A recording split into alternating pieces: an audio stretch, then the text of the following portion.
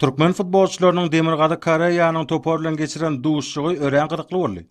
Milli ýygnymyň nowatdaky duşşugynyň ilkinji minutlaryna çekilişlik häsiýet mahsus boldy.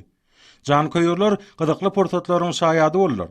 Ýeti güjümler duşşugyň gyzykly bolmagyny üpçün etdi. Aşawatdaky ören gyzykly duşşugyň birinji ýarymynyň dowamyna futbolçymyz Mihail Titov hasawaşma başardy. Ýyleşiminden geçiren topu futbolçylarymyzy ýeňiş gazanmagy ruklanyrdy. 1-0 hasabyna öňe saýlanan futbolçylarymyz depkinlerini üýtgetmän garşydaş toparyň derwezesine hüjümlerini dowam etdiler.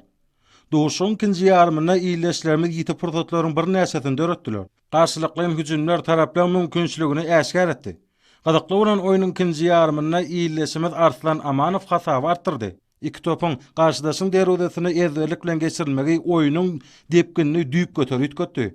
İkinji ýarymyň dowamyna ezber futbolçylarymyň ýene-de biri Wahid Urasaket funksalan topu hasaby 3-0 ýetirdi.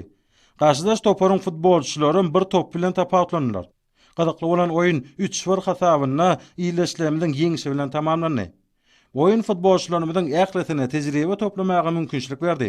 Saýlama oýunlaryň öňde ýene-de bir näçesiniň bardygyndan çyn tutsaň, onda toparşada öňdäki ornary iýlemäge mümkinçilik bar. Bu ýagdaýyň biziň milli ýygnymyzda da mahsuslygy belläliklidir.